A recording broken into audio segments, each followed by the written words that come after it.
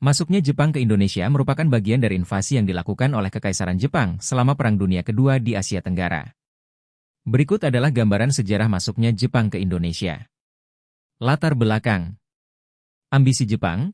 Jepang bercita-cita menjadi pemimpin di kawasan Asia dengan membentuk kemakmuran bersama Asia Timur Raya. Mereka membutuhkan sumber daya alam, seperti minyak bumi, karet, dan timah, yang melimpah di Indonesia untuk mendukung industri dan perang mereka. Perang Dunia Kedua, setelah menyerang Pearl Harbor pada 7 Desember 1941, Jepang mulai memperluas wilayah kekuasaannya ke Asia Tenggara, termasuk Indonesia, yang saat itu masih di bawah kekuasaan Belanda.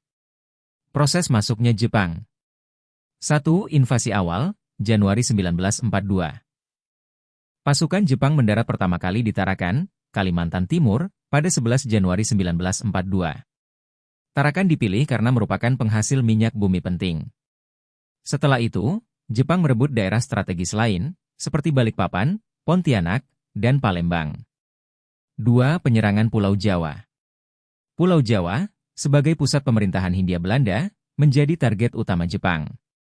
Pada awal Maret 1942, pasukan Jepang mendarat di Banten, Jawa Barat, dan Kragan, Jawa Tengah. Pertempuran besar terjadi di Laut Jawa antara sekutu, termasuk Belanda, melawan Jepang. Jepang menang, yang membuat pertahanan sekutu runtuh. 3. Penyerahan Hindia Belanda. Pada 8 Maret 1942, Gubernur Jenderal Hindia Belanda, Tjarda van Starkenborgh-Stachouwer, dan Panglima Tentara Belanda, Letjen Hein ter Poorten, menyerah tanpa syarat kepada Jepang di Kalijati, Subang, Jawa Barat. Penyerahan ini menandai berakhirnya kekuasaan kolonial Belanda di Indonesia dan dimulainya pendudukan Jepang. Masa pendudukan Jepang 1942-1945.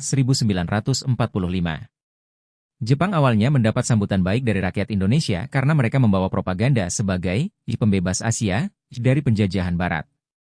Namun, pendudukan Jepang justru membawa penderitaan baru. Kerja paksa, Romusha, rakyat dipaksa bekerja tanpa upah dalam kondisi yang sangat buruk. Eksploitasi sumber daya, Jepang mengambil sumber daya alam secara besar-besaran untuk kebutuhan perang mereka. Penindasan, kebebasan berpendapat dibatasi, dan perlawanan keras dihukum berat. Pengaruh pendudukan Jepang. Kebangkitan nasionalisme, Jepang memberi ruang bagi tokoh-tokoh nasionalis seperti Soekarno dan Hatta untuk mendidik rakyat melalui organisasi, seperti Putra dan Heiho. Ini justru memperkuat semangat kemerdekaan. Persiapan kemerdekaan, pada akhir pendudukan, Jepang mulai kalah dalam perang. Mereka berjanji membantu mempersiapkan kemerdekaan Indonesia, salah satunya dengan membentuk BUPKI pada 1945. Akhir pendudukan Jepang. Jepang menyerah tanpa syarat kepada sekutu pada 15 Agustus 1945 setelah pengeboman atom di Hiroshima dan Nagasaki. Momentum ini dimanfaatkan oleh bangsa Indonesia untuk memproklamasikan kemerdekaan pada 17 Agustus 1945. Pendudukan Jepang, meskipun singkat, sekitar 3,5 tahun, memiliki dampak besar dalam mempercepat proses kemerdekaan Indonesia.